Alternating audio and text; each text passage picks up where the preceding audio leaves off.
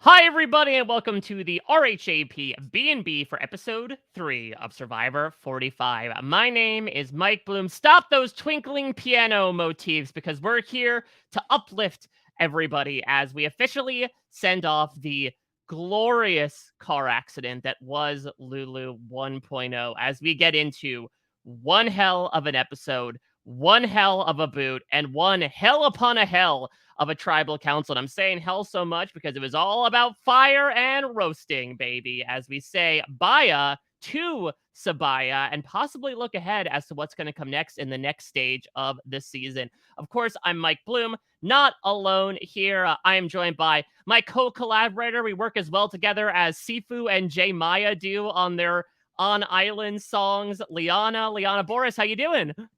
I'm doing fantastic. I have my own candle lit, so I'm happy you bring up fire. Let's see if mine can burn out by the time we finish this podcast and I I can was have my waiting very for you own to bring it idol. into frame, and just the worst case scenario happens. Ah, Oh, okay. okay, What's the nothing's flavor? flavor. Flavor. Uh, Flavor? Are you mm, eating candles? let's welcome in our guest for this Uh-oh. week's B&B. Because, of course, in an episode that was all about intruders, I should say, friendly faces more so, coming into the tribe camp and having, I guess in this case, 2-on-1s, we are so happy to welcome in a third B to the B&B this week. The always fantastic Beth Dixon. Beth, how are you? I am doing well. Thank you so much, Mike. I'm so excited to be here. What an incredible episode. I think we skipped over this point. Are you eating candles? Like, we've all been children. I think that's a sweeping statement about humanity. Who Some among us? I think some of us continue to be children then. I think it's pretty low in fiber, so I don't know if it's Yeah. necessarily good for you. I have eaten dog biscuits before. That's the one thing that I've been Oh, tempted to yeah, eat. I mean, again, who among us hasn't eaten dog biscuit? I've eaten a lot of stuff, guys, okay? You know what? It sounds like we need to bring back the Survivor Food Challenge for you, Mike. Yeah, just for the Yeah, but But B&B. only like if it's not only if like it's cultural other foods, just like random weird yeah, stuff. Like exactly, it can't be Fijian stuff, it has to be like, "Okay, here's cat food," and then it's like, "Okay, have we really hit rock bottom in terms of Survivor budget that they're making them eat Purina you and know, Yeah, Meow Purina Mix?" dog chow.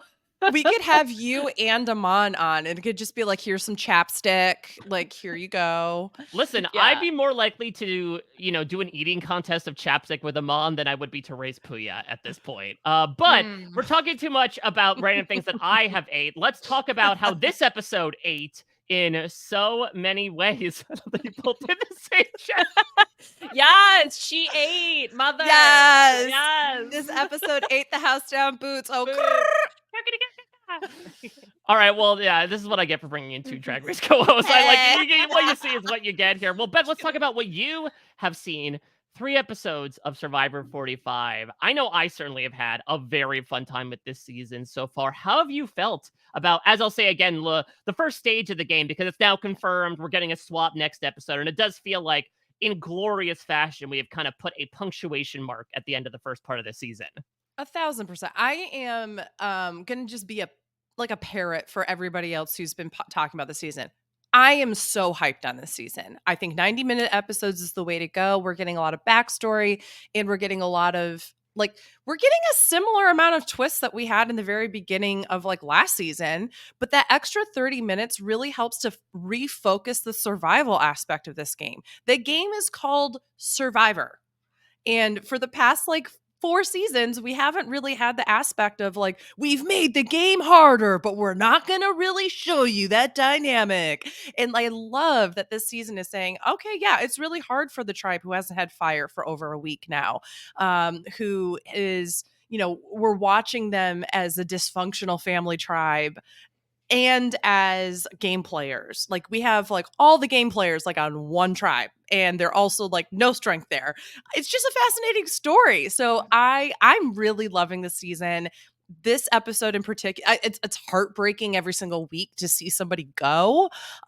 So I'm really invested in the season, and with a tribe swap coming up and the first time in modern Survivor, I'm really excited to see how this turns out with like the little RuPaul.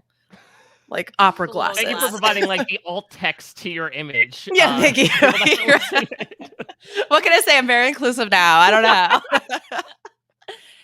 I think this episode also, because we got to see more from the Reba and Bello tribes, I think Mhm. that was also very nice because so much happened in this episode. I think because we were ping-ponging a little bit more evenly, honestly, maybe even spending the most time at Reba with the whole idol fiasco of it all. Mhm.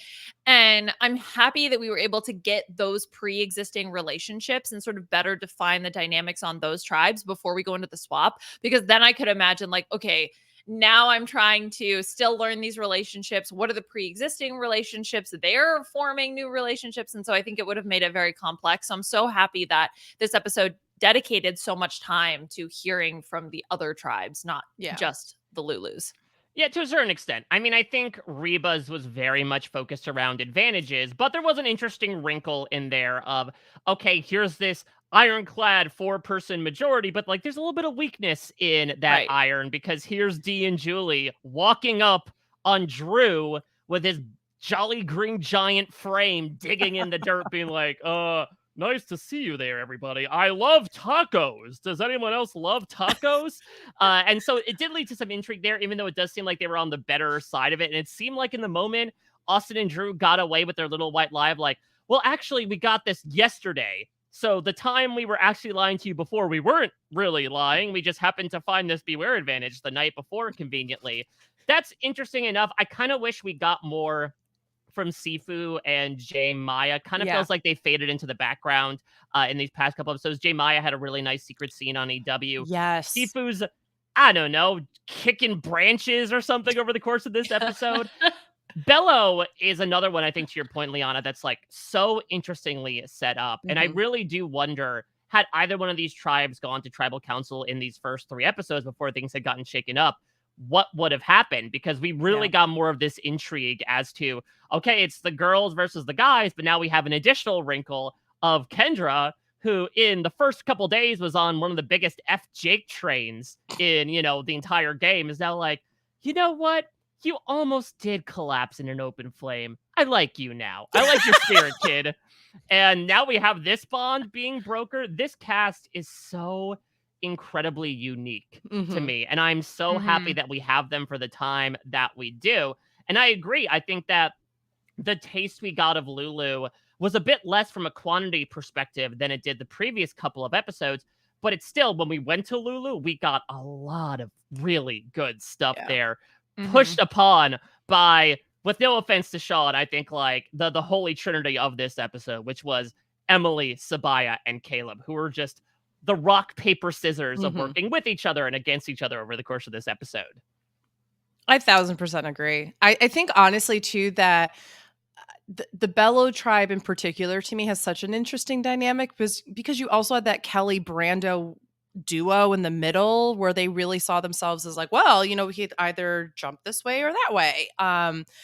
And I think that, especially with the tribe swap, I said this the other day. I want so desperately for there to be a tribe that is Sifu, Bruce, and Emily, because I want to see that dynamic so bad of like the chaotic nature of Bruce just like doing the robot and then Sifu being like, I could do the robot but punch as well and write rock songs while I do it, and then Emily being like, what's going on? I was at least with game players last time. Even if they believed that aliens built the pyramids, I at least understood the game with them. What is happening? I think Emily would look at Bruce and Sifu and be like, okay, I get it now. Lulu was right. I think aliens are real. I think I'm living with them at the moment. Yeah, that's right. Yeah, these are the aliens.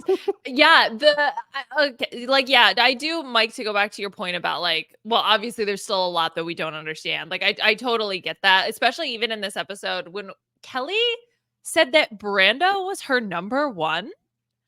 And I was like, I mean, yeah, we set up that they were a duo, but I guess because we've just really never seen them interact together, I was like, is this a situation where Kelly's like, Brando is my number one, and Brando's like, Yeah, I know her.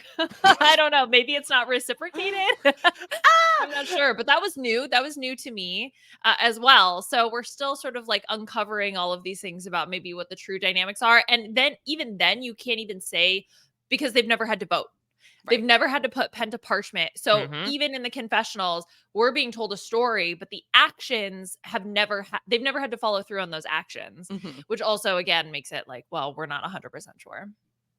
Yeah, it's so interesting. So I mean, listen, we gotta get into the Saaya vote. Like, Hmm. this was the thing that have people calling it the best episode of the new era. People have gone so far as to say this is so far the best season of the new era, the best episode in a while, best blindside, what have you. I mean, again, the pure uniqueness of this cast, I'll keep saying the word. Look no further than, again, I'll go back to what I talked about in the premiere of Jeff saying, yeah, a lot of the calamity that was caused in that episode was not brought upon by production. Yeah, maybe the list of tasks and the sweat and savvy was sort of instituted in there, but like everything else was done by the players. And this is a key example of that, that yes, you do have the fun, oh my god, there's an idol inside this candle and we can't melt it. And all of us jamokes sitting at home last week being like, wouldn't it be really funny if they just threw it into the fire at tribal council? I do not think any single person who uttered that sentence would ever imagine that they would actually do that. And lo and behold, here is Saaya brazenly taking this candle, throwing it onto this open fire pit, poking at it with a stick several times over the course of what would be ultimately her boot episode in the game, Beth. And it's just like so fascinating too, because she also never voted.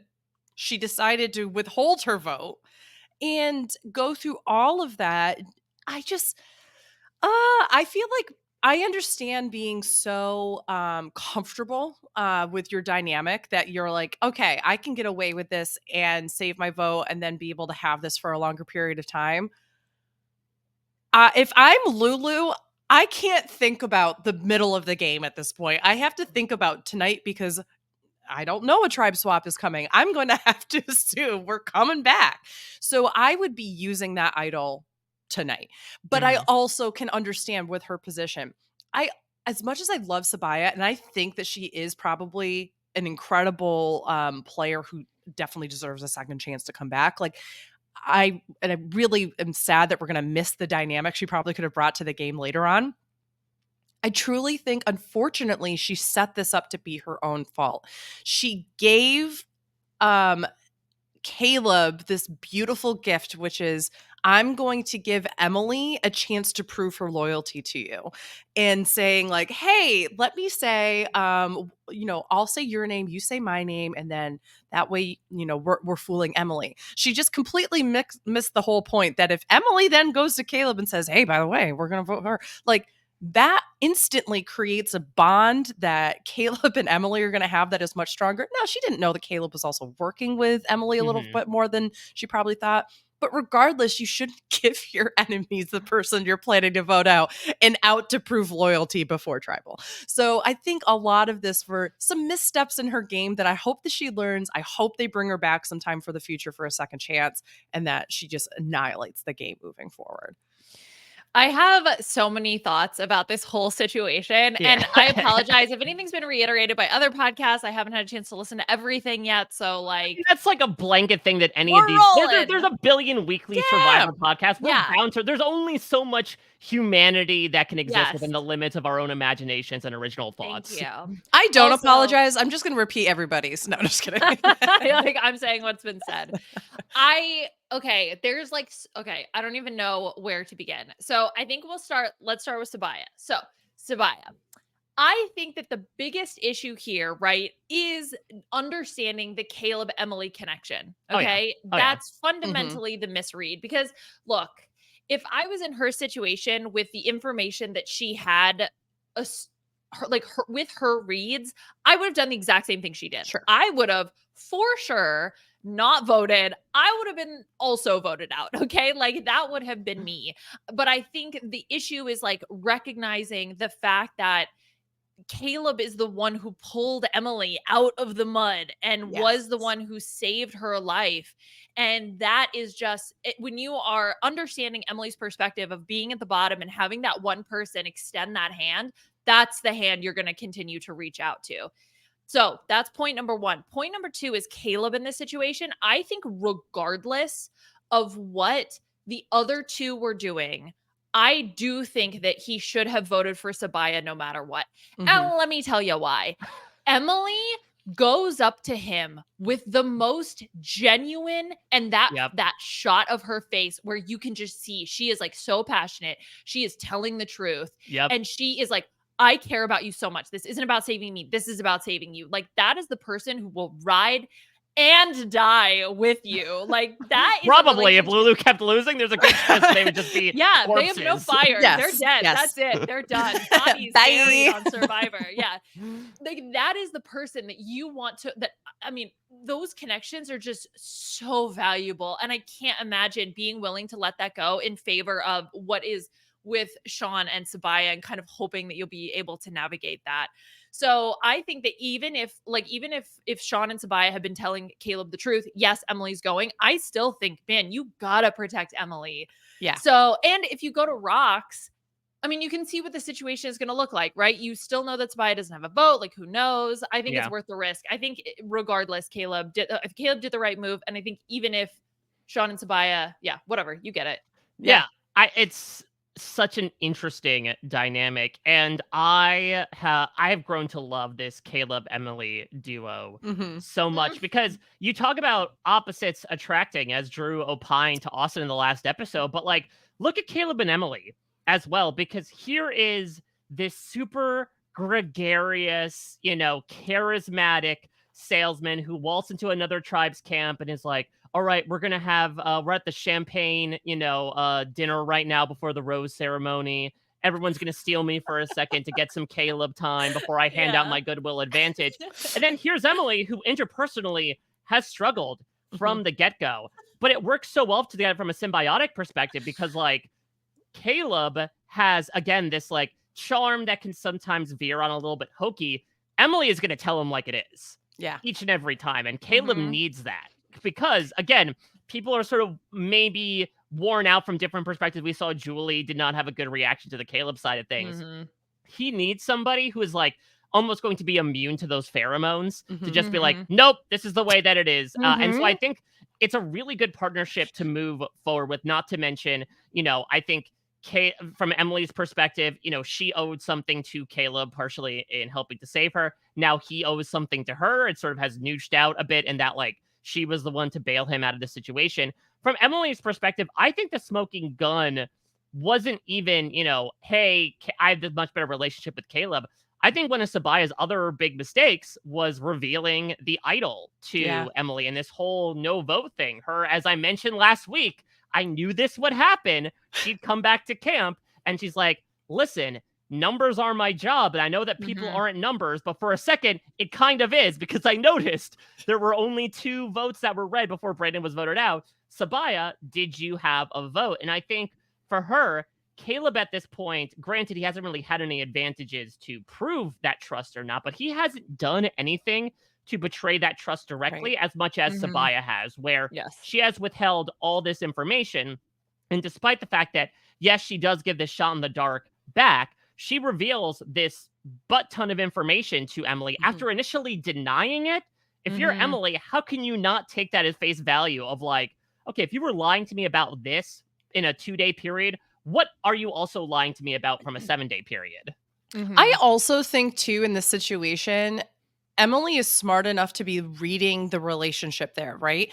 So if Sabaya's not the only one lying to you about the numbers, because Sean was jumping in and being like, oh no, all the votes were read and that kind of thing, I would be thinking, okay, I already know that I'm like at the bottom of the list here for the tribe. And if Caleb's extending that hand, if I'm Emily, I'm thinking in my head, not only do I need to make sure that Saaya goes, I also need to make sure that Sean goes if Saaya can't, because that is another person that is proving that they're just like trying to gaslight and lie to me right here in this moment. So when this vote comes around, and I'm now switching to Caleb's perspective, to your point, Liana, the best thing that he could do to position himself within that 3 is to say, who should I go with? Saaya and Sean, who clearly have a strong relationship, would they vote me out over one of the other? Probably not, even though I'm supposedly just as strong with them.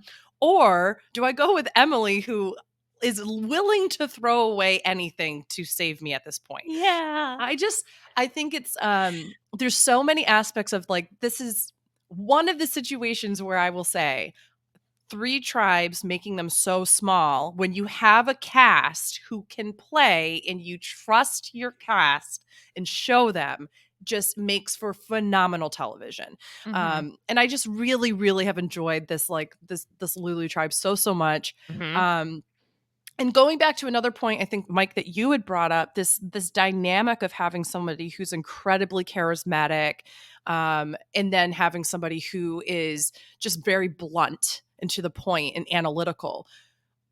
It's like watching 2 of my coworkers right now, right? If I work in the world of fundraising and alumni relations for a college, right? You need the people who were like, yes, come love the school and like be engaged, because if you're not engaged, then you're not going to give money. And then you need the analytical people who are like, okay, thank you. We have this need. You have this money. Could you bring it together, right? And so you need that relationship. One can't survive without the other. That sounds very Harry Potter-esque, like one cannot survive without one is Voldemort and one is Harry Potter. No, but like it's very much that dynamic. You need to be able to navigate different relationships in a way, because not everybody responds to like the used carsman charismatic salesman guy. And not everybody responds well, clearly, to the Emily very blunt reaction. So having that dynamic moving forward, regardless of what happens in a merge or a tribe swap, is going to be super important. I'm like obsessed with the idea that Emily is a Horcrux for Caleb. Like one can't exist without the other. All right, if we take out Emily, then Caleb will look physically weaker. Yeah. He'll lose his We'll be nose. able to take him out. The vote clocking, right? Because Mike, we had talked about this last week, right? Emily's obviously noticed. How did she know it was Saaya? Like, am I missing something? How did she know that Saaya was the one who didn't vote? Because they hadn't voted previously, so it's not like she could go off of handwriting.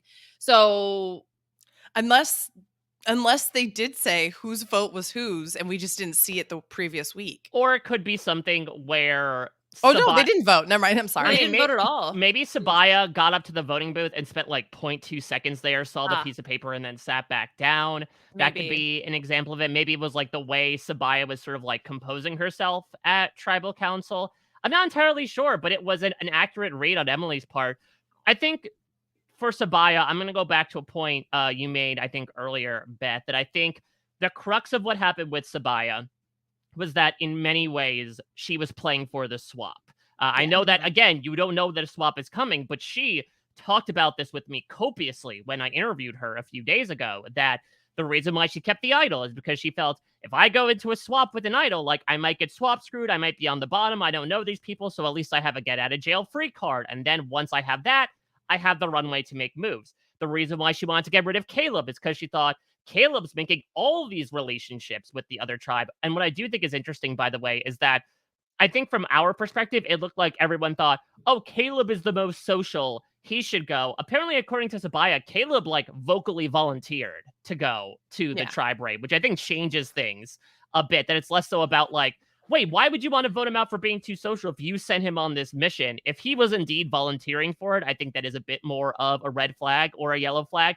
Either way, I think for whatever reason, maybe they were sort of looking to the Philippines Matt Singh situation. They're like, they're not going to let us hang out for dead for that much longer, because we'll lose 6 in a row if that's the case. They got to force a swap sometime. In that case, to your point, Beth, this is an example of like, don't think about tomorrow. You got to think about tonight. Yeah. You just uncovered an idol. You are standing there with the possibility, which I'm sure we'll talk about as well, your thoughts about this whole new motif to it of like, essentially, as Drew said, giving it life insurance, expanding its lifespan by sacrificing potential votes. Like, I just think you gotta use it in that moment, especially if you think there is a swap, the next tribal council, guarantee yourself that spot. Rather than, Yeah. especially in a 4-person scenario where you are giving up your vote, preventing any hokiness from happening. But I also think too that if you use the idol and then there is a swap, you have a story that people can corroborate and say, hey, yeah, she did use the idol, right? Where you can say, I was at the bottom, which means I'm a free agent for you in a tribe swap situation. It actually almost makes your position playing from the bottom a little stronger if you have a story to say, I don't have potential loyalty with these other people versus I could be another number if you're looking for somebody here. And that's obviously really hard. That's really easy for those of us who are just sitting and watching the Of show to come course, up yeah. with. If you're in the moment, that's hard to do. What I do like about the mechanic of this twist, and I know we'll probably go into this a little bit more, is not having to choose before a potential tribal whether or not that's going to be the case, but at the voting booth. Mhm. That is so key. And I Yeah. think that's a really great way for a twist to give a little bit of agency while also potentially punishing a player for the night, because they can decide, do I feel safe enough to use this or not tonight? And we've Mm. already seen that just because you feel safe doesn't mean that you are. And that adds just to such a wonderful story for why people are making specific strategic decisions or not. Another very complicated thing that I thought of that would probably be like, no way you could think of that in the moment, because I can't imagine getting up there, reading the clue, realizing what it is, realizing you can't vote, trying to make a decision about whether or not you're going to vote or not, trying to, so that's very complicated. But here was a thought I had. Saaya plays the votes. Saaya votes out Caleb, plays the idol for Emily as a sign of goodwill.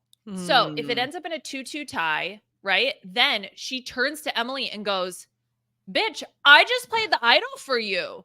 Like, do you realize how much I care about you and how much I value you? Like, here is a direct action that I'm doing in this moment to save you in case something went wrong or something like that. I don't know.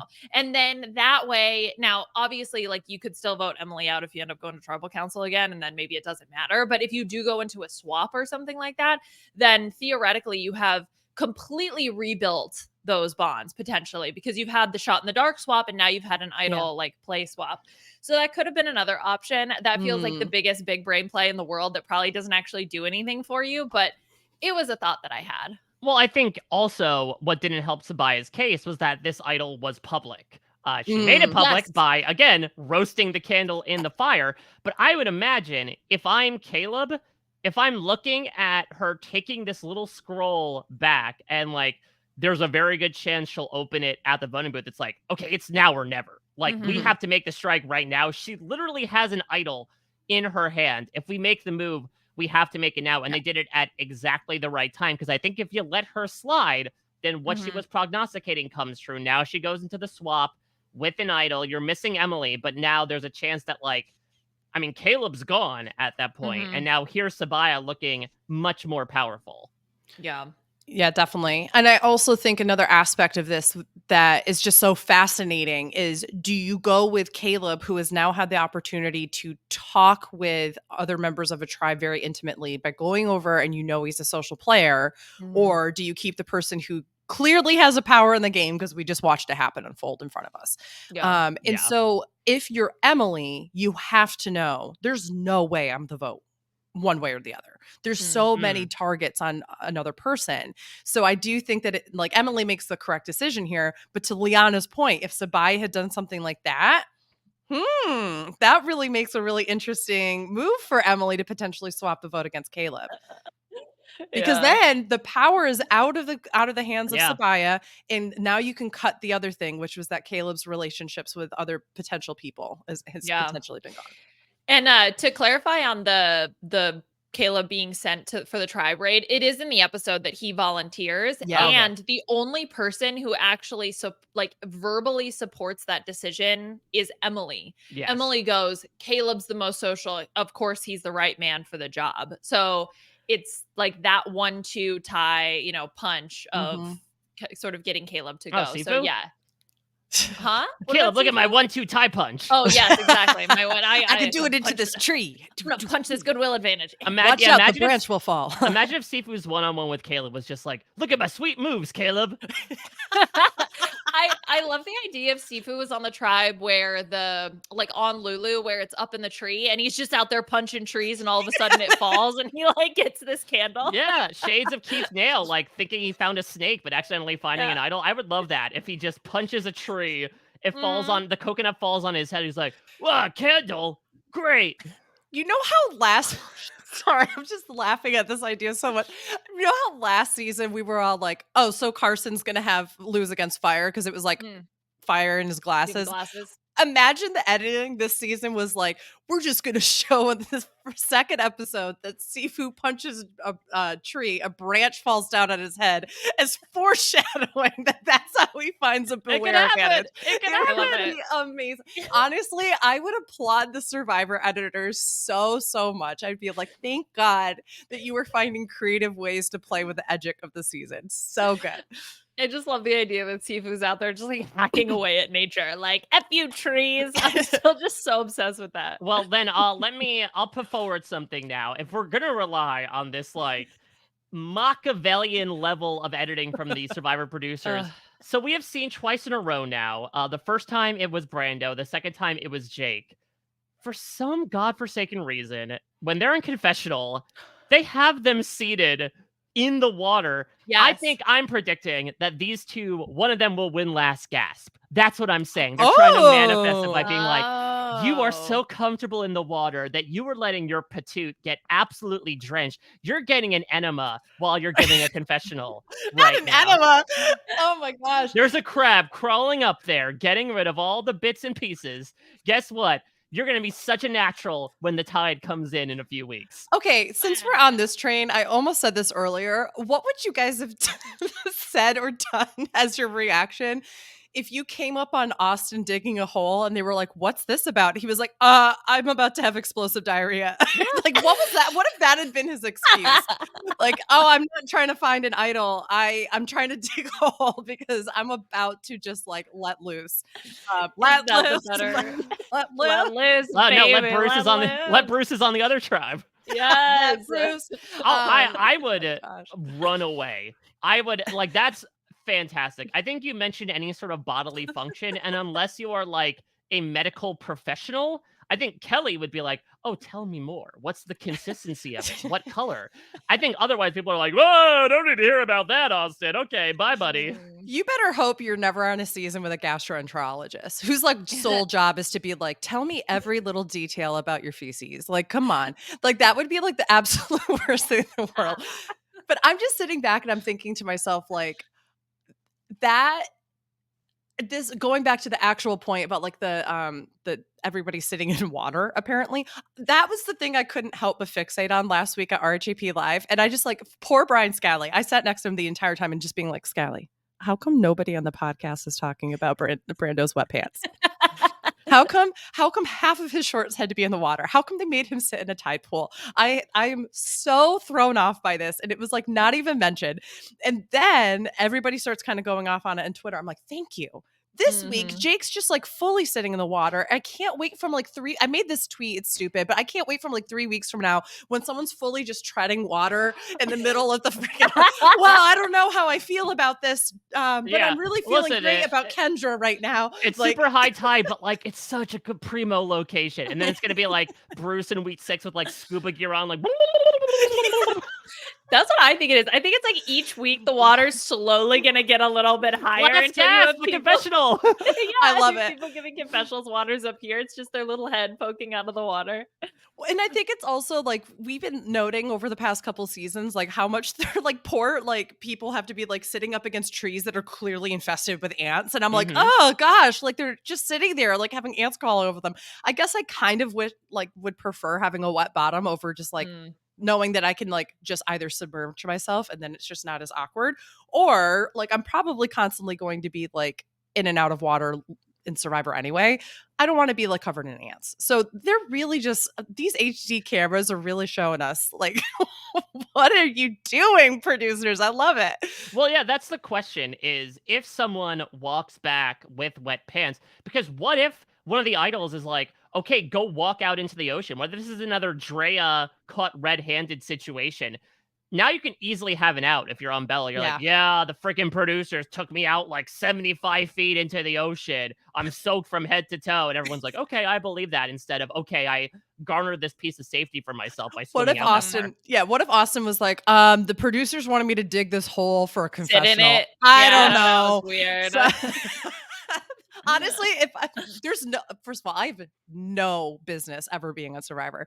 But if for some reason they were like, Beth, we can't film season 47 without you. You like the show will collapse. Please come on the show. I want you all to know. If I ever get caught, I swear I will look dead into the camera. I will not even look at the people. I'll look right into the camera, break the fourth wall, and go, production wanted me to sit down right here. That's why I'm not looking for an idol. Yeah, and then why don't you just like sing the Beatles to really make sure that footage never gets used Yeah, on the show? Yes, exactly. Double, cover that up. Oh, so good. All right, well, let's get into some of our thoughts about Saaya from the preseason, Liana. Sorry. Oh, no, please. Player advantage. Yes. Actually, it is Liana. a question about the idols because when it says you can risk your vote, Mm-hmm. does it matter when? Or do you have to do like 2 in a row or 1 in a row? Like, let's say Saaya. Oh, no, you would have to do it because the idol would expire. You can't right. revive an expired idol. Okay, Mhm. never mind. Wait, okay. The next question. Let's Liana. say you risk, let's say you risk your vote, okay, and then your idol is now good until the merge. Can you, at any time before the merge, risk your second vote? Like, let's say you're Lulu and you're going like every day and you risk it once, then it's good till the merge. And then let's say like 2 times later, because you're still going to tribal council, can you risk it again? Like I would assume so. Again, what we have figured out from these Survivor producers is like they are not running the 12th grade trigonometry on these advantages. If people find loopholes to get around them, chances are production really hasn't thought of that. So my assumption is yes, you can. That nobody thought you could risk it in 2 non-consecutive tribal councils. Yes. Okay. Well, they were like, well, they're not going to go that much. Lulu's like, hold my butt. I don't know. They should have, though. Did they look at Lulu? I was just going to say, these are the same people who thought, what if we put a whole bunch of big-brained, like, people who can't potentially win a challenge at all on one tribe and then put all the meat on other tribes? Like, this is what we're going to do. Yeah, these are all vegetables. The protein's divided between the other 2 tribes. Yeah. We're going to have a whole bunch of cucumbers. There's like almost no nutritional value happening here. It's all water. But I love a cucumber. Let's pickle them. Let's see what happens in this season. Yeah, that's really the rallying cry of Lulu. Saaya walked in and said, come on, y'all, pickle them. Let's get pickling. Yeah. That's right. Okay, I have another question. You didn't raise your hand. Okay, so you know how Peter Piper picked a peck of pickled peppers? We are aware of his reputation, yes. Does a peck refer to only pickled peppers, or can a peck refer to other things as well? Like, you know how like a murder of crows is like specific to crows, or like isn't it a murder of kittens? You've heard of peck is an actual body of measurement. You haven't heard bushel and a peck before? I have. I want you all to. I'm about to be very vulnerable here. This entire time, I thought it was a pack. Oh, Peter Piper picked a pack of pickled peppers? Like a pack. Like I was just thought like, oh, enough that it made a package. Go to the grocery stores. Like, oh, you know what? I don't need 12, but like I could probably. I'll just get a pack of them. Whatever. Like I think Cheryl will eat some. Probably. I could shrink wrap them. It's cool. Yeah. This is bushel and first of all, bushel and a peck. I had to sing that in high school. I was in that show. I was in Guys and Dolls. What's up? I was a stripper on stage. Yes, that's what the Hot Box Girls are. What a weird musical to have 9th graders do. But in addition to that, this is all like if anything else that we've talked about today, I will leave today knowing it's a peck of pickled peppers. My I mean, mind is it'd blown. be a little odd if you peck only refer to specifically peppers, like, hey, check out that peck. Whoa, whoa, whoa, whoa, whoa. Is there other produce in that, buddy? Because if so, you got the wrong terminology there, my dude. You call it a bushel. How do you pick a peck of pickled peppers? You don't pick pickled peppers. You pickle the peppers that you've pickled, right? Well, what is no. Again, let's pretend he went to the grocery store. He could have picked a pack of pickled peppers. We didn't say he went to a garden Now, to do this. what if they were more so soon-to-be pickled peppers? What if he picked peppers with the sole intention of pickling them? Okay, so Peter Piper picked a peck of preemptively pickled peppers? Exactly. Prematurely pickled peppers. Pickled peppers. Yeah, okay. There was motive involved. Mm-hmm. All right. Anyway. So moving forward, that's the new Saaya. saying. Yeah. Well, maybe Saaya sells seashells by the seashore. And well, she could have done that to get an idol. That should be the next way to find an idol, is like, to find your idol, you must sell seashells by the seashore. No, you're welcome, all of producers. that was already just question marks, but what really sold it for me, Liana, was the little... You know what I mean? That's the Caleb in you, of like, that's the saleswoman. Like, you get what I'm saying? This guy gets it. This guy knows what I'm talking about. Yeah. By the way, the same. I really now want to see Liana be the person who has to raid another tribe and just come in and go, all right, guys. Yeah. Guess who's got 2 thumbs and a goodwill advantage? This girl. Come suck up to me. Let's do it. Oh, yeah, that's the goodwill advantage is weird. I mean, also because calling it goodwill advantage, I think unfortunately connotates it to like it being cheap, considering the brand affiliated with it. It's like, well, honey, I sort of forgot that there was something happening, so I stopped by this old Survivor shop with Rick Devens and picked up a goodwill advantage. It's secondhand, quite literally. I'm passing it to your secondhand, but I think you'll like it. Yeah, the Salvation Army advantage. It's also like the most passive way to be helping other people. The word goodwill is like, I did it out of goodwill. It's not like you did it out of a passion. You did it because you were like, meh, I might feel a little good after this. Like, yeah, exactly. They're like, all right, there are 6 different Santas outside of the Walmart ringing a bell. Who do I put this into, this dollar bill? Which one? I'm like, okay, I guess I'll go for this one over here. Like, I want to go for the hunkiest Santa there is. Ooh. No, I guess it was Drew. It wasn't Austin, right? It was Drew. It was Drew. Mm-hmm. Yeah, look at it. I'm sorry. Do you not think Drew is hunky? I would more so say like bunky. Oh, is that a word? Bunky? Yeah, like he'd live in a bunk bed. What? He's got that bunky look to him, you know? Like, oh, you probably just came out of sleeping in a bunk bed. If he was in college, right? He was living with a roommate. Could you? He is so tall. I would feel so bad if he was. Yes, it would be like his legs were like a canopy for the. Yeah, the but then he wouldn't need a ladder to get up, right? He'd just like step up there, like the BFG he is. Okay.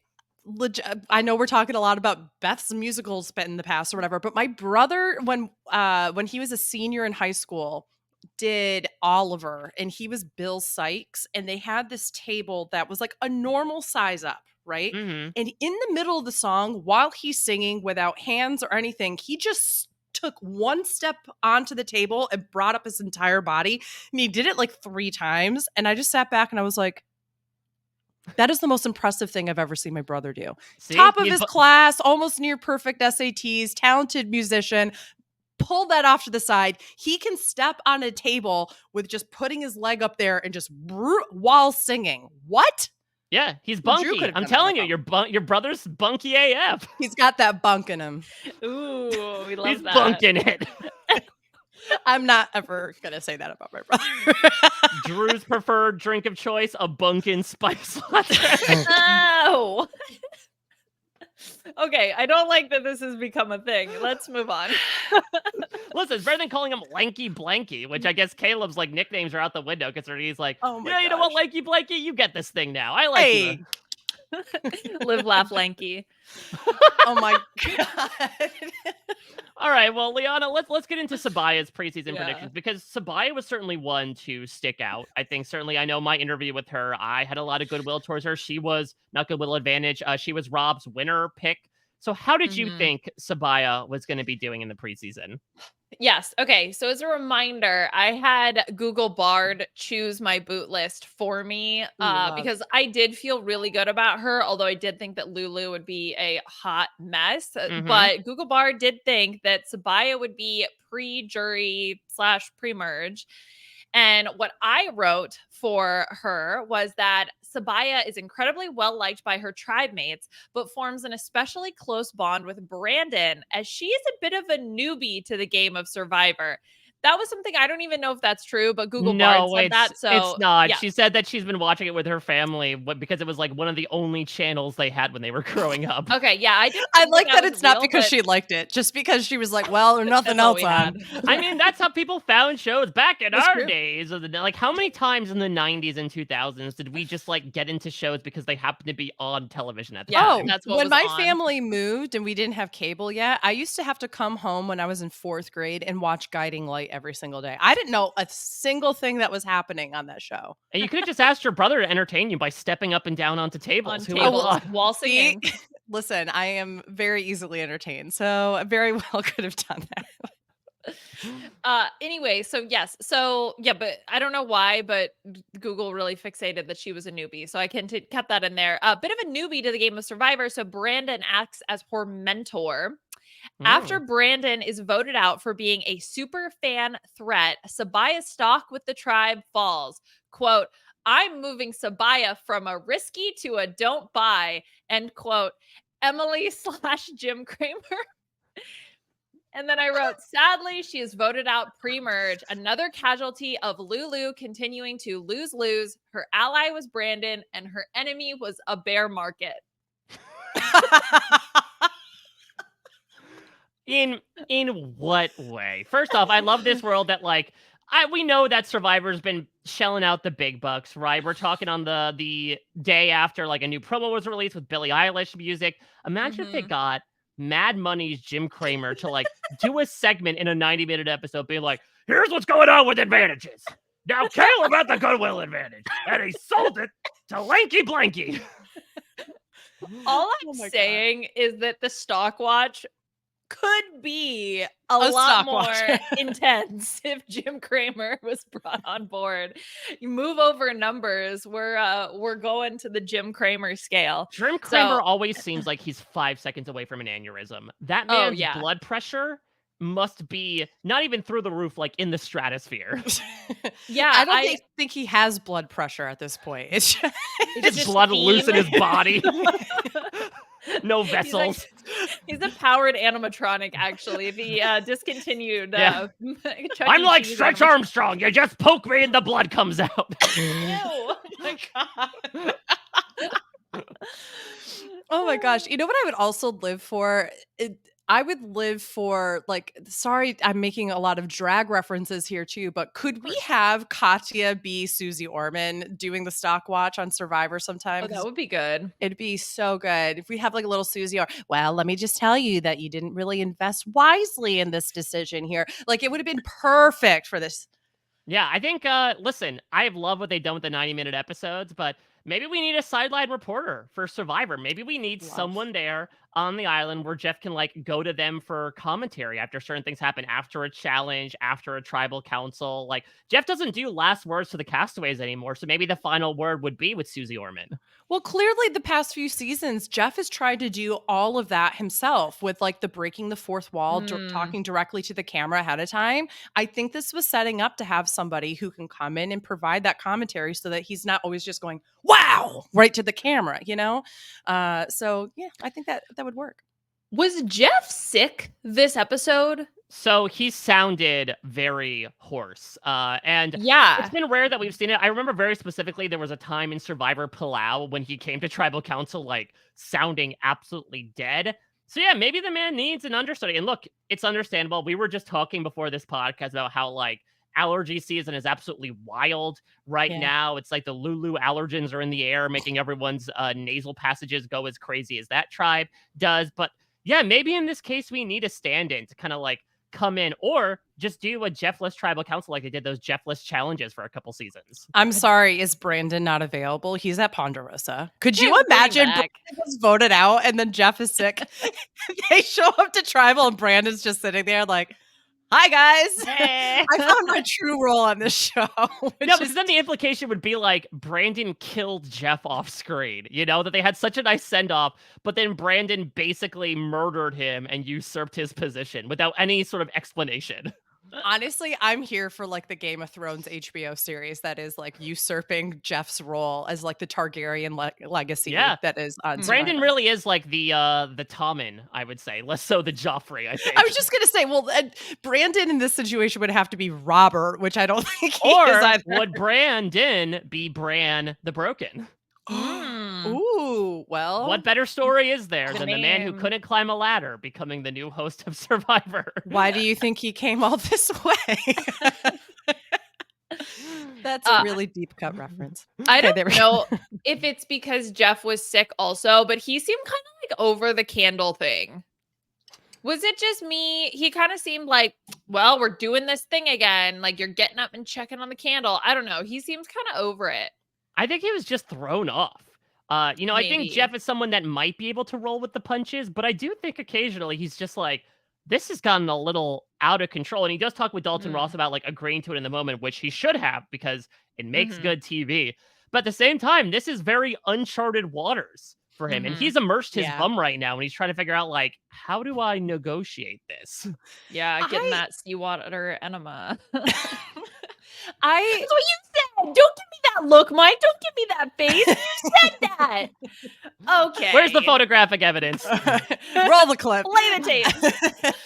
I think that this is the other reason why I think this season so far has been so good is that I kind of miss sassy Jeff. I do think in a 2023 world there are some sassy Jeffisms that wouldn't fly as well, but the Jeff who's clearly like, I'm shocked in the face and I'm just, no, I mean, just go for it, I guess. Like I miss that. Instead of this like, so Saaya, if your tribe is a candle that can't be burned at home because you don't have fire, who's what situation? Like who's the wax the in wick? your tribe? Yeah, exactly. like I don't care about that. Although like I jokingly said to Stephen Fishback, I was like, listen, I kind of, the one time I want to hear this, I want to hear Emily give an analysis of which of her castmates are stocks worth investing in or not. Like that's actually something that would be incredible. Well, But let's bring in Jim Kramer, our sideline reporter. So I do think like part of this like tribal has felt like really dynamic in a way that it hasn't for the past few seasons. And I actually think a lot of that has to do with the role that Jeff has been taking, the questions he's been asking, and then this episode by rolling with the punches and being like letting the facade drop and kind of being human is really important. Yeah, including his immune system. I think also it helps that this cast, I should just say Lulu, because they're the only ones that have gone to tribal council, are like very open with their feelings, with their opinions, to the point of Hannah obviously speaking up about quitting versus Emily being very vocal in that first tribal council about how she feels that Saaya and Caleb are together. I do feel like one of the reasons why Jeff veered into that metaphor territory the past couple seasons is because maybe he felt people were keeping the cards close to their chest at tribal council and like not really giving anything entertaining. And so he's like trying to tease something. Granted, it went in like the complete wrong direction. And listen, this is what happens when you bring in conventions like Shot in the Dark that incentivize blindsides and not letting anyone in on the boat where they can just like try to torch people on the way out. But I would imagine that's the case where now he feels like, okay, it's not sort of like a 70-30 effort between myself and the contestants at Tribal Council. It's become much more 70-30 in the other direction. I guess I should get into my prediction for Saaya as well. So I had loftier predictions for Saaya than I suppose Google Bard did, though I suppose AI won the battle on that front. So I did have her making the jury. I said that Saaya immediately ingratiates herself into Lulu when she does the sweat task. Granted, there were slim pickings there, but yeah. She starts off hot as the power player of Lulu, becoming a decision maker behind the multiple times they go to tribal council. Think fellow pre-merge queens Shan and Carla. She gets gifted an idol when Brandon finds a Beware advantage and gives it to her, true to his preseason promise. She makes the biggest move of the pre-merge when she decides to turn on one of her closest allies in Caleb, feeling he's too loose-lipped and dangerous for her game. When the Lulus winnow down to Saaya and Brandon at the merge, we get a fun scene of her treating him like a drill sergeant to get him into shape. Luckily for them, a clutch idol play and some key bonds will give them runway through the pre-merge. Unfortunately for Saaya, when she gets taken on reward, people realize she's too much of a threat and has plenty of highway to the end. So despite finding another advantage, her competition puts up a roadblock to change her route straight to the jury bench. Her closest ally was Brandon, but also literally all of Lulu. And her enemies, I put down Bruce and Jake. And I also randomly generated a phrase for Saaya. Happiness can be found in the depths of chocolate pudding. That is true. I don't know if like pudding.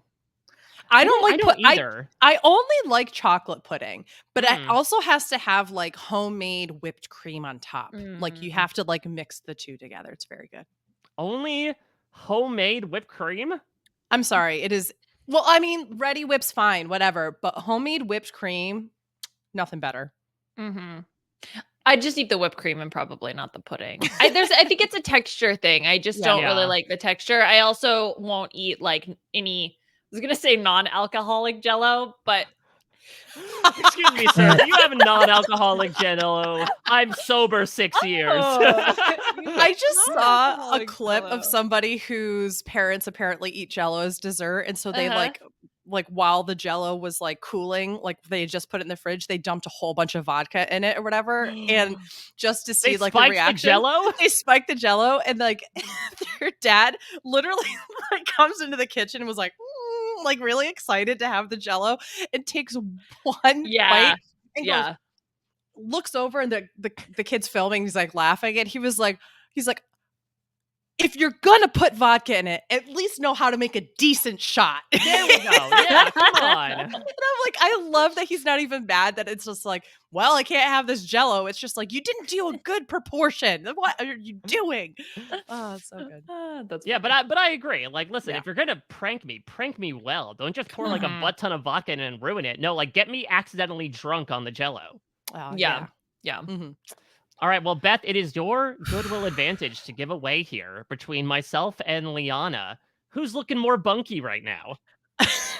I'm forgetting if bunky's good or not. It depends on who is talking about. That's right. So here's the thing. There's a surprising amount of like, actually that kind of did happen in Mike's, that I have to kind of give this to Mike here, even though he said that she would go to the jury, which I think that all of us in our hearts wish she had gone that far. Yeah. So I am going to unfortunately have to give this to Mike, because I do feel like the Brandon giving her an advantage situation, like that to me just put it over the top. That's pretty incredible. That was wild. I was even ringing back being like, I'm not that smart. Did Google Bard incept my mind for a second? Yes. And be honest here. I mean, to be honest here, I have to say, of course, this is not necessarily Mike versus Liana. This is Mike versus Google Bard. So right. This situation, it's not anti-Liana. One of the greatest rivalries, of course, in the history of the medium. A classic rivalry. Oh my gosh. Could we have a Brant Steele where sometime it's like Mike versus Google Bard? Or we like the Russell and Boston Rob and Redemption Island. Redemption Island. Oh man, so good. Google Bard's coming out with like their leopard print tank top and fedora. Yes. Recently Bard's like, shaved back. Yeah, Google Bard votes me out. Is like, I will release your number online. I was just going to Google will. I mean, they have your information. They will dox you. I'm one of the greatest villains of all time. Yeah, exactly. Who wants to play fantasy football? Oh gosh. Oh my gosh. Okay. Well, we're going to continue to talk about this episode by playing our game this week, which is The devil is in the details, not the devil's Ooh. plan, which is actually, if you like The Genius, it's a great show. It's on Netflix. It's another Korean, like, I highly Imagine if we recommend. just Korean, I randomly finished played it last like night. the super complicated mental game that was the Devil's Plan in the middle of the B&B. Oh my God, I know. We're playing. Yes, exactly. We're actually On a playing one Sunday. of the Devil's Here Plans we are. games. Yeah. No, we are going to be going through questions all about things that happened sort of in the background, right? Like, we're really going to dig into the nitty gritty of this episode.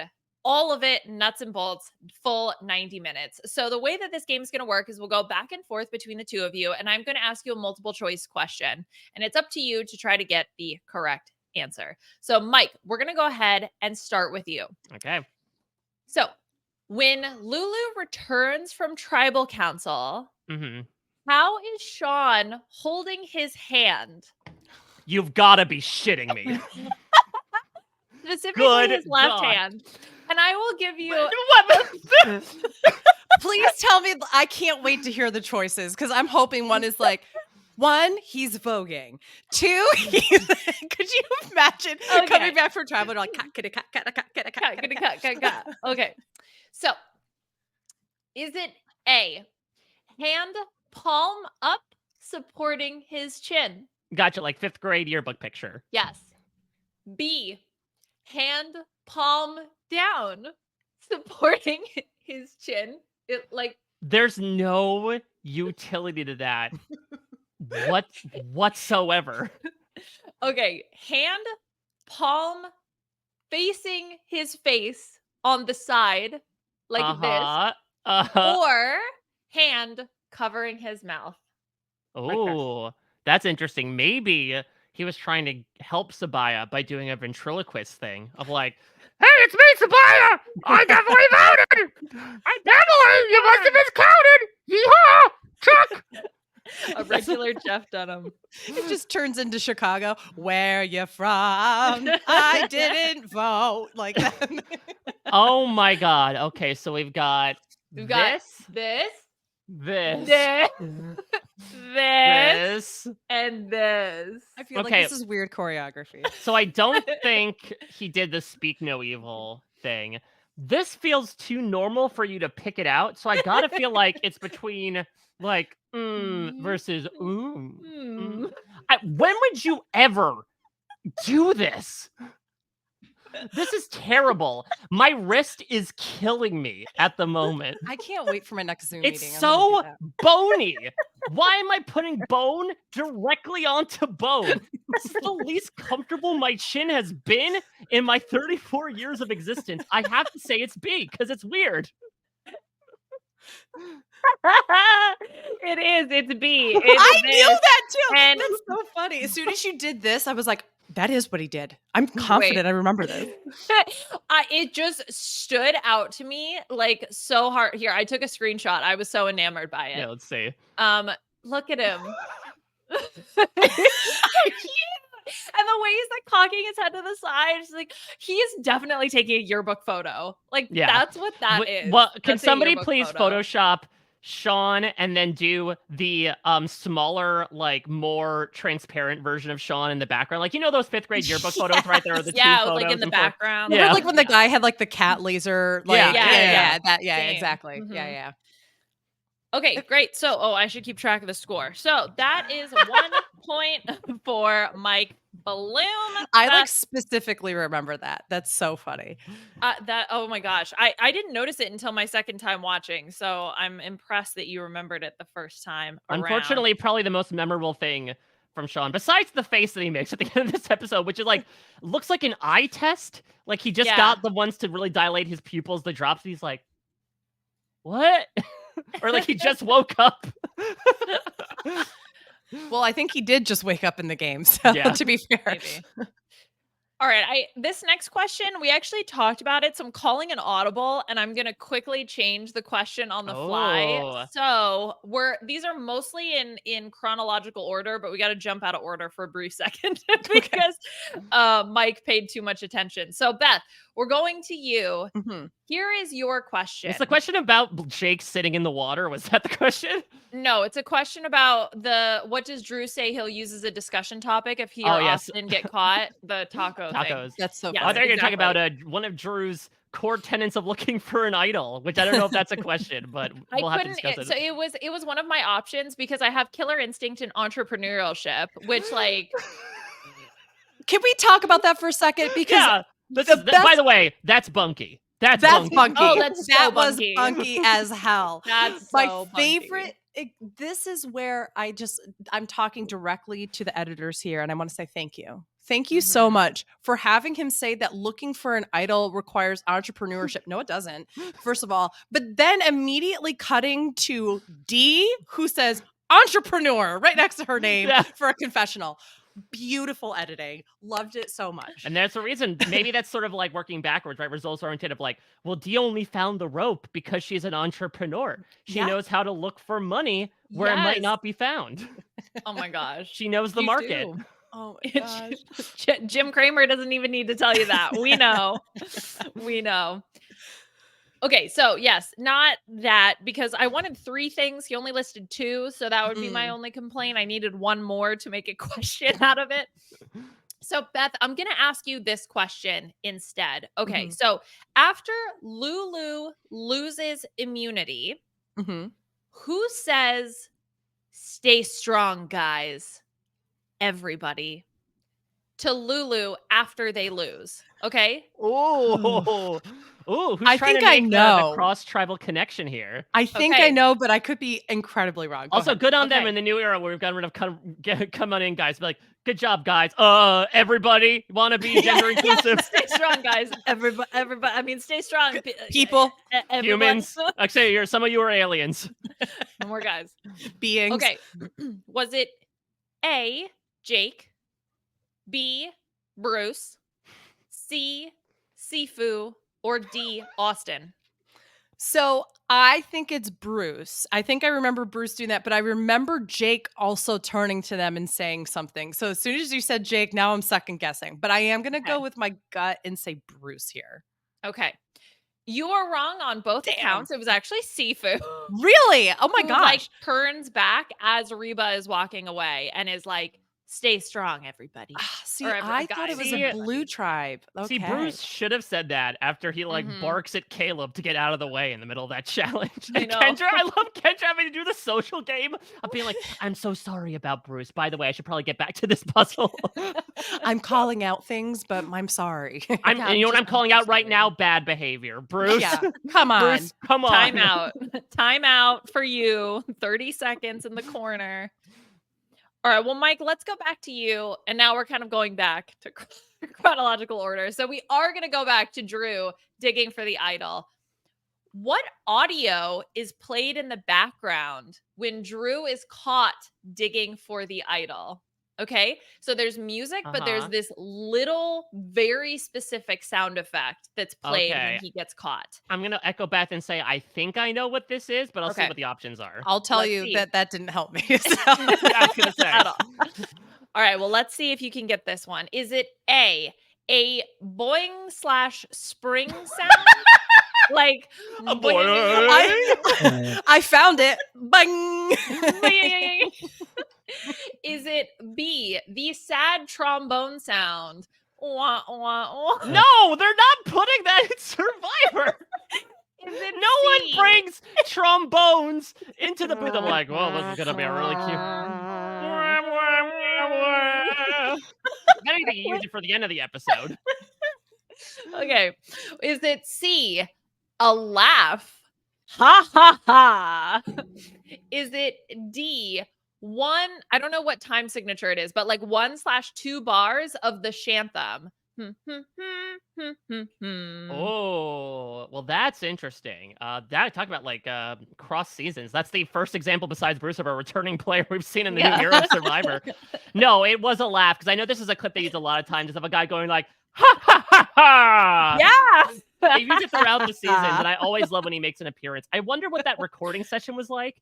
Did they just bring a guy in off the street of like, I love your laugh. Can you come in and laugh? You at a know microphone? this was a Jeff thing. Jeff was walking down some street and heard a guy laugh and was like, I must have this on the show, and just turned around and was like, I need you for Survivor. Can you laugh into this phone right here? Yeah, it really is like A Star Is Born, right? Where they're at the music festival and they're at the piano and then it just goes, Ha ha ha ha! And Bradley Cooper's like, I want to do you.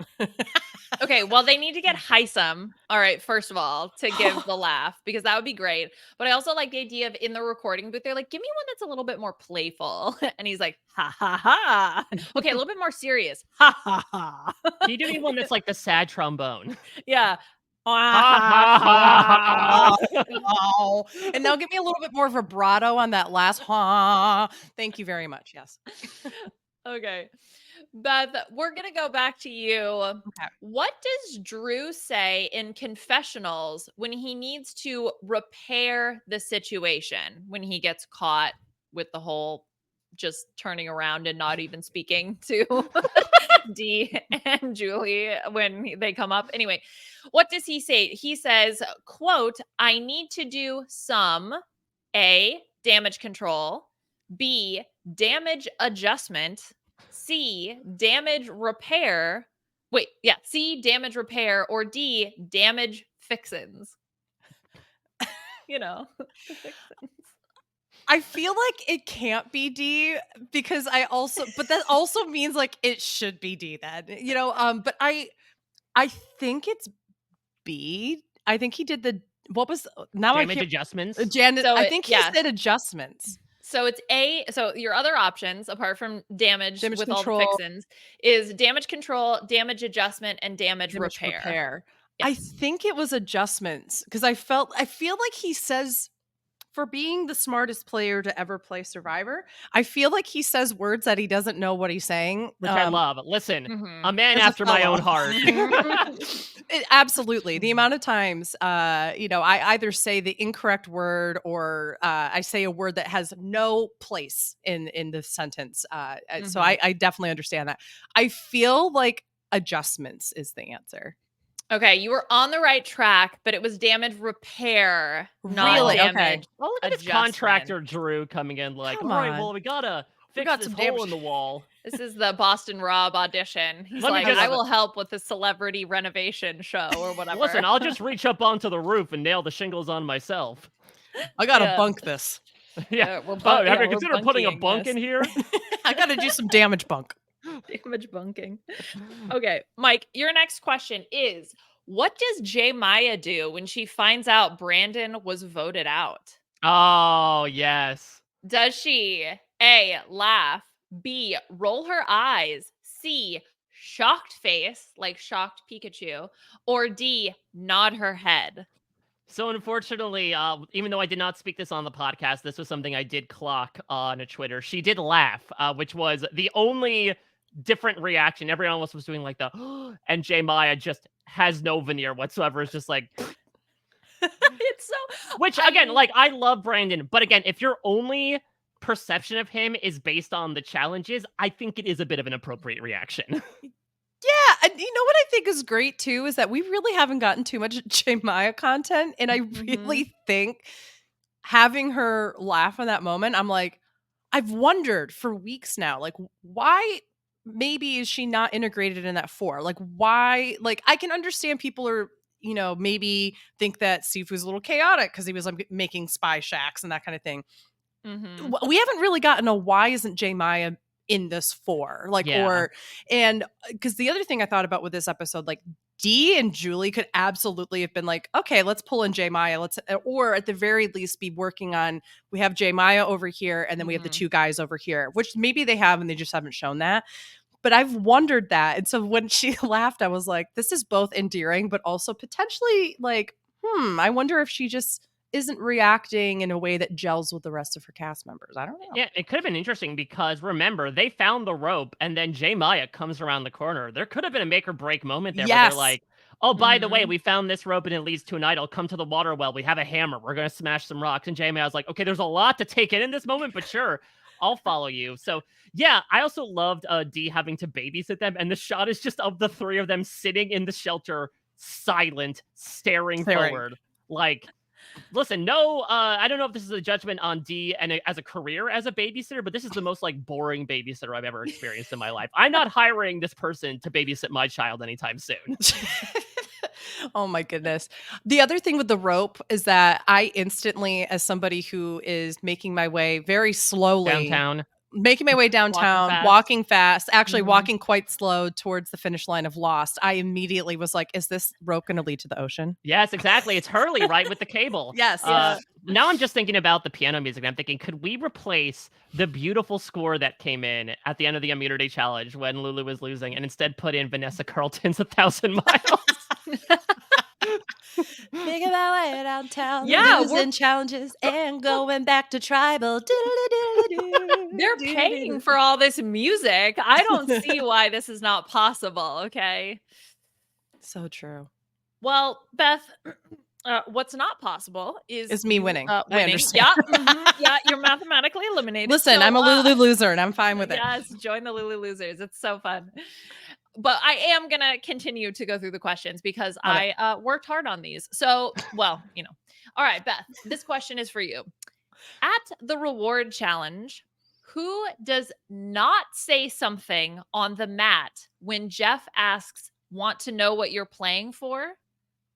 Oh, I'm going to be honest. This is the one part of the episode I stepped away for a second to You sneezed and you missed it. Let's see. Yeah, Because okay, I'm gonna give you the quote and the person. So maybe you can try to match it up and see if you think that person would say that or if it doesn't make much sense. And so to be fair, I have not been able to get anything I thought was correct. So this might be exactly where I think it is. Yeah. Exactly. Is it A, Drew saying, yeah, Jeff? Very bunky of him. Is it B, Kendra saying, been dreaming of it? Is it C, Jake saying, holding back? Or is it D, Bruce? Is it D, Bruce saying, let's go? Oh my gosh. The sad part is I can see literally all four of them saying those things. Mm-hmm. My gut tells me it's Kendra. I don't know why. But my gut has not been trustworthy. So I'm gonna go Bruce. I'm gonna go Bruce. Okay.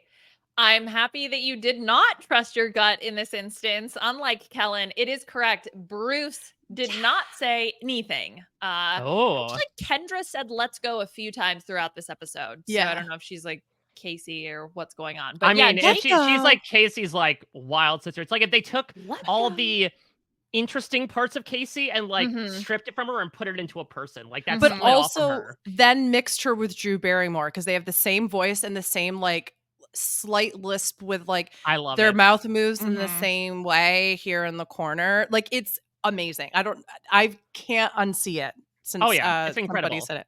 It's lovely. When her and Jake are like bonding and she's giving the confessional at the beginning of the episode and she's like, he's easygoing, I'm me. Yeah. I loved that. That's so good. And then she also says, I think before that, she says like lawyers, people think they're threatening because they can talk to people. They're trained in it. I'm not trained in anything. I'm just a wild creature. Yes. It's like, yes, you are, Kendra. And I love it. You are unleashed. But that's the best part because like bartenders, I honestly think have quite a few same like interpersonal skill sets that lawyers do. Like you have to be able to assess the situation of people who are like under the influence and such. So she either has to be like a strong enforcer in the moment or like really super charismatic and like win people over, right? And I'm like, that's kind of what lawyers have to do both times. So that's why I'm like, I love that she's kind of bonding and in this way with Jake. But yeah. Mike, let's go back to you. This is your final question. Speaking of Kendra, what does she say when the men on Bello are going out to fish on the raft? I know this one. Okay. Does she say, A, farewell, boys, until we meet again? B, adieu, boys, bon voyage. C, goodbye, sailors, au revoir. Or D, so long, sailors, Godspeed. No, it's goodbye, sailors, au revoir. I remember that. It's one of those random blink and you miss it Kendra moments that necessitates this game in the first place. But like the fact that she is blessing the maiden voyage of the pun-filled raft of these three guys and then going behind their back to be like, so these pieces of shit, we got to get rid of them, right? Except for Jake. He's great. I also love Katora finding any opportune moment to just crap all over Bruce. Yes. So good. So good. It's not like I actually don't think that there's a ton of similarities in these two situations, but from a narrative perspective, Katura just constantly throwing Bruce under the bus in confessionals is reminding me of Deshaun constantly throwing Erica under the bus in 41, where like we're not really seeing anything from Erica's perspective. We're not really seeing anything from Bruce's perspective. It's just all about this other person who like really wants them out. It's Steve versus Becky. Yeah. Yes, Or exactly. Shambo versus Laura Moret. Yeah. Yes. So I kind of love that narrative style because then you can also intersplice it with the shots of Bruce just being totally wacky. Which is another it's thing the I'm Mad living Men for. meme, right? Of like, I don't think about you at all. I forgot that you existed. Well, Mike got all 4 questions correct. Beth, let's see if we can get 2 questions for you. This one's a bit of a 50%. tough one, though. Oh, great. You're welcome. What does Caleb do while walking back to camp after tribal council? So this is as the credits start to roll, there's a slow motion shot of Caleb and he looks right at the camera and he does this action. Does he finger guns. That's actually not an option. Okay. Imagine Bonus if he did that and he like option. dropped his torch and set tribal council on fire. Yeah. Does he A, stick his tongue out? B, give the camera a thumbs up? Does he C, do a cut the tape kind of hand gesture? Like not a like, but like a that kind of thing. Or does he give a shaka bro, like hang 10 gesture to the camera? I almost feel like it is the bro thing because I feel like he'd be walking away like, oh man, I almost got voted out, but I made the right move to trust Emily. But then when I do it, I stick the tongue out too. Is it a combination of A, B, and D? Are we doing like you all took those classes, right? Where they're like a list of 5 options and it's like A, B, and D, or A, C, and E. And like worst. You mean the SATs? No, the Scantrons were the worst for multiple reasons. But like the way I saw teachers sort of working around that system by having you fill in as many bubbles as possible was ridiculous. Awful. I feel like it would be the thing, but I'm gonna go actually with the thumbs up. I feel like he gave the thumbs up. Well, you did mention it, the tongue sticking out. That was the correct answer. And I think it is, though, that same vibe, right? It's like, I almost got voted out. Like that you had right. It was just, how does he signal that to the camera? And he sticks his tongue out. And I love it. He's at the front of the line, too. So it's like, no one behind him can see. He just kind of looks at the camera and goes like, and it's that showmanship that I am here for and is so entertaining. He pulled a Miley Cyrus. I love it. He really did. Where's the Robin Thicke when you need him? Are we sure that's not what he was doing in the one-on-ones? Was like, hey, I've got my Beetlejuice costume on. My foam finger. Congratulations, Mike. You are the winner of the game. But Beth, I think you did a really great job. You were close on many accounts. Congratulations to you it's easy to say that I was close when I mentioned all 4 options every time. Is like, I think it's this one, but also my.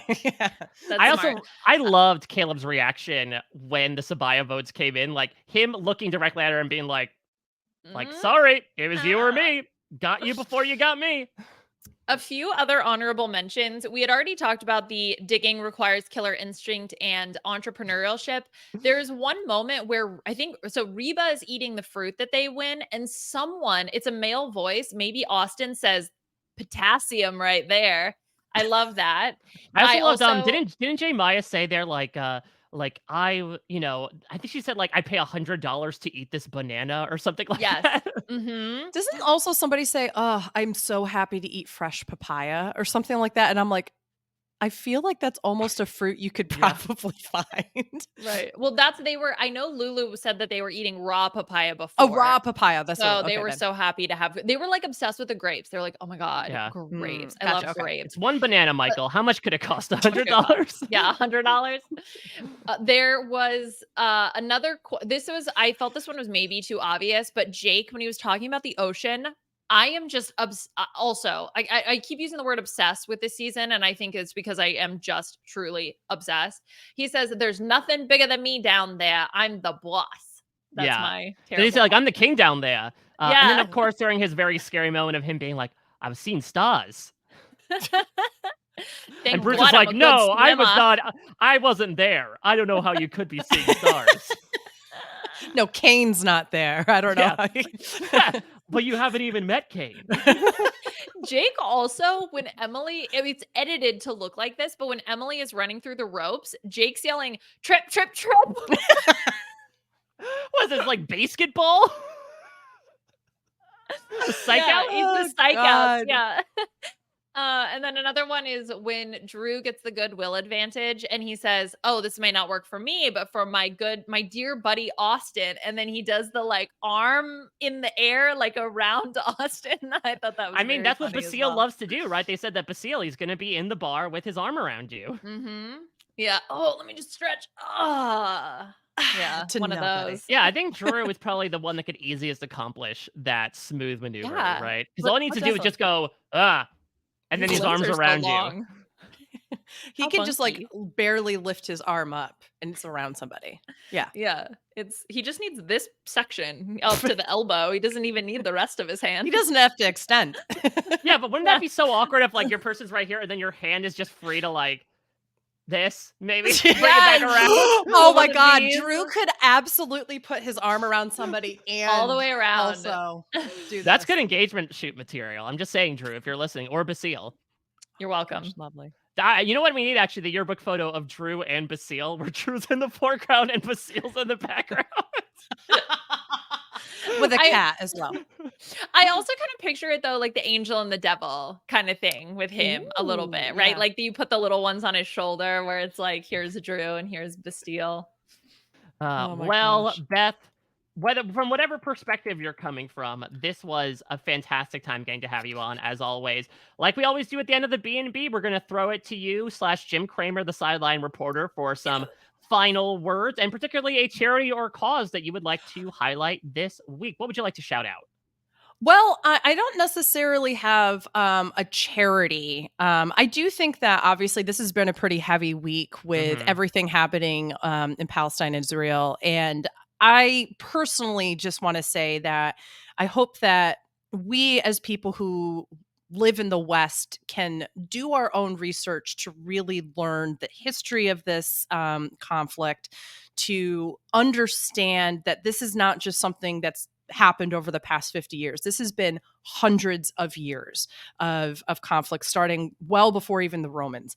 And I really think that I would ask us all to do research, to look at validated sources, to look at sources well beyond just Western media, to understand that both Palestinian and Israeli civilians, especially children, are being harmed by Hamas, by the Israeli government, by a whole bunch of different terrorist kind of actions.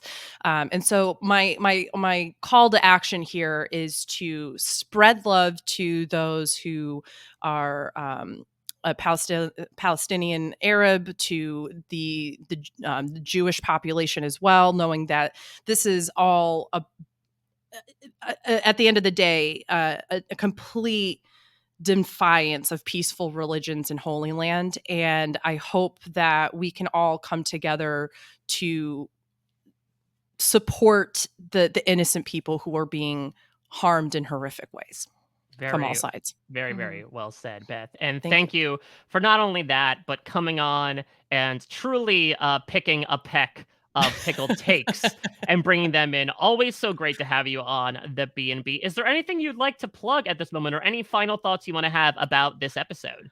No, well, first of all, thank you again for having me back. It's always so much fun to sit down and just be absolutely off the walls with the two of you, and I really always appreciate that when it comes to Survivor content. Is that the name of Drew's new home renovation show, where he does damage repair off the walls? Off the halls, being bunky with Drew. At this point, I mean, you can catch me on all my social media at AugustaWind11, as well as on My Weekly Meltdown, covering this season of Survivor.